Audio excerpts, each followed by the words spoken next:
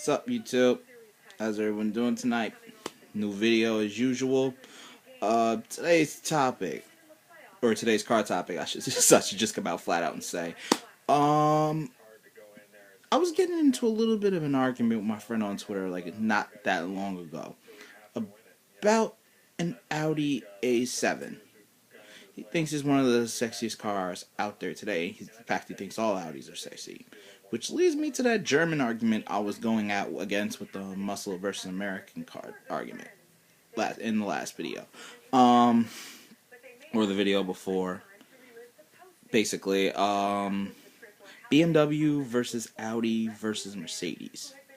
Now, not only am I Team European muscle naturally, give me the silver arrow over BMW or Audi any day of the week, given my choice. I mean, you can go up and down the comparison list. If it came down to an A4, a 3 Series, or a C Class, it's probably one of the only times I'd actually go with a 328 or a 335 over a C350.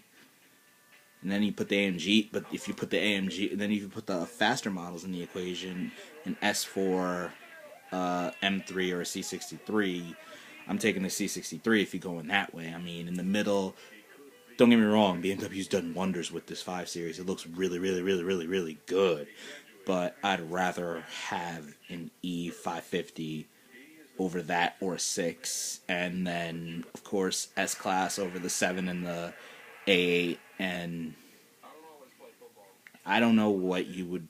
And then the CLS over a 6 Series or a A7. And SUVs, it really doesn't matter, because give me any with the exception of an ML63, I'm not interested in a Q5, a Q7, or a X3 or an X5 or an X6. And then if you really want to get into it, let's forget all of them altogether, because honestly, if you want a luxury SUV, get a Range Rover or a Range Rover Sport. It's just how it is. And I would like to probably choose a Range Rover over any of those, including maybe an AMG. But I don't know. But Mercedes is it's like kind of in the middle of both. I mean, BMW, you know what you're getting, the quote-unquote ultimate driving experience, and I don't doubt that. Everyone buys BMWs because, of course, it's one of the better driving experiences you get, whether it's either in a 3, a 5, a 7, or an X, or an M-powered BMW. Audi, I feel, even though they came out with one of the most sophisticated four-wheel drive systems ever created in the Quattro back in the rally days in the 80s, they still tend to be more towards the luxury side of things, I feel, in my opinion. I mean, if you've ever seen the interior of the Audi A8 in the commercials, this looks like one of the most technological things out there, especially with the Google Earth, Wi-Fi. The A8 in the interior is probably one of the better luxurious cars out there.